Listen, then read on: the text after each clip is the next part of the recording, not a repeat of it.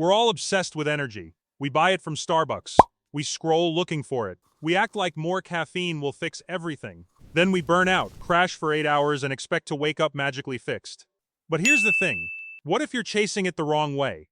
In Japan, they think about energy completely differently. There's this 24-hour rhythm to it, a natural cycle of keeping it, growing it, and using it smartly. And today, I'm not giving you another hack list. Instead, we're walking through an entire day using this philosophy. 4 simple principles that could completely change how you think about energy. Let's go. The first principle is line up with the sun. Okay, so most of us start our mornings like this, right? Alarm screams. Grab coffee like our life depends on it. Rush through everything. The Japanese way? Completely different. It starts gently. The first thing they do is sync their body with nature, and it starts with sunlight. Here's what happens when you get 15 to 20 minutes of direct morning sunlight. Without your phone, the light tells your brain to stop making melatonin. That's the sleepy hormone. And it kickstarts your internal clock, your circadian rhythm. But it's not just the light. Movement matters too. In Japan, tons of people still do this thing called radio calisthenics. Every morning, it gets broadcast on the radio, and people do it together. Now, it's not some crazy intense workout. You're not trying to burn calories or get ripped. You're waking up every muscle, every joint in your body, getting your blood flowing, telling your body, hey, the day has started. So what should you actually do? Tomorrow morning, before you touch your phone, step outside for 10 minutes. Feel the sun on your face. Do some gentle stretching for about 5 minutes.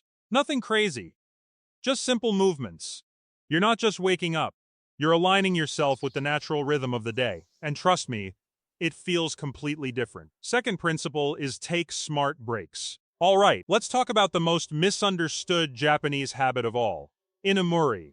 You've probably seen those pictures, right? Someone in an office or a politician in a meeting, and they look asleep. In Western culture, we're like, wait, are they seriously napping at work? Here's the thing. Inemuri literally means to be present while sleeping. It's a cultural sign that says, this person has worked so hard that their body needed a moment to shut down. Now, I'm not saying fall asleep at your desk, but the principle behind it? Gold. Take strategic rest without guilt. Instead of powering through that afternoon crash with another coffee, you power down for a moment. And I'm not talking about an hour-long nap that makes you groggy. I'm talking about 15 to 20 minutes of what I call zero stimulus time. No phone, no talking, no eating, just quiet. Studies show this short, focused rest can dramatically boost your brain power, creativity, and focus for the rest of your day. What you should actually do: put a 15-minute recharge block in your calendar right after lunch. Find a quiet spot. Phone on airplane mode. Just sit there. You don't even have to fall asleep. The whole point is giving your brain a real break. That's smart, not lazy. Third principle is let go with heat. In Western culture, showers are quick morning things to wake us up, right? But in Japan, the evening bath, the Ofuro, is sacred, a ritual, and honestly one of the most powerful sleep tools that exists. The science behind it is called thermoregulation. Stay with me because this is cool. About 90 minutes before you want to fall asleep, you take a deep, hot bath. This raises your body's core temperature. Then, when you get out, your body starts cooling down fast. And that quick drop in temperature? Powerful signal to your brain that says, hey, it's time to make melatonin and get ready for deep sleep. The mental shift matters just as much. You're deliberately moving from the stress of the day into the calm of the night, letting everything go. So how do you apply this? You don't need some fancy Japanese tub. Here's what works. About 90 minutes before you want to be asleep, take a hot bath or shower for 15 minutes. Just focus on the warmth. Feel the steam. When you get out, keep your lights dim. You're telling your body through temperature that the day is over and rest is coming. Try it tonight. Seriously. Fourth principle, support over softness. Let's talk about where you actually sleep. In Western culture, we're obsessed with soft, fluffy, pillow-top mattresses. We want to sink into a cloud, right? The traditional Japanese approach? Almost the opposite. They value support. In Japan, people sleep on a thin, firm mattress on the floor. It's called a Shikibuton. It keeps your spine naturally aligned. It prevents the back pain and poor circulation that comes from super soft mattresses that make your body sink and twist in weird ways. You're giving your body a stable, supportive base so it can truly rest and repair itself. And there's another piece to this. Japanese bedrooms are minimalist. A bedroom is for sleeping, period. not a movie theater, a dining room, or an office. Keeping it cool, dark, and free of clutter reduces mental noise and reminds your brain what this room is actually for.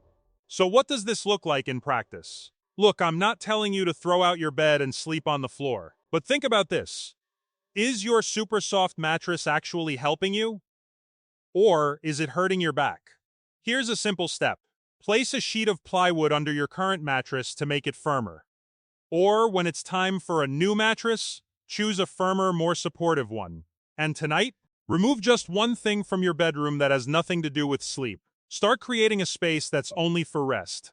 Look, 3 months ago, I was exhausted all the time. Sleeping 8 hours, sometimes 9, and still feeling like I was running on empty. Then I tried that morning sunlight thing.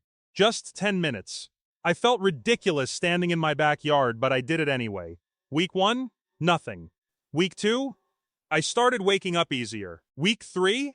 I stopped needing my afternoon coffee. I'm not saying this will change your life overnight, but it changed mine over time. And that's the difference, right? We want instant results. We want to feel amazing tomorrow. But that's not how your body works. It responds to patterns. So pick one thing from this video. Commit to it for 2 weeks. Not because I said so, but because you're tired of being tired. And if it works, try another one. That's how you actually build energy that lasts. By the way, I drop a new video like this every week. Same vibe, different topic. If that sounds good, please subscribe.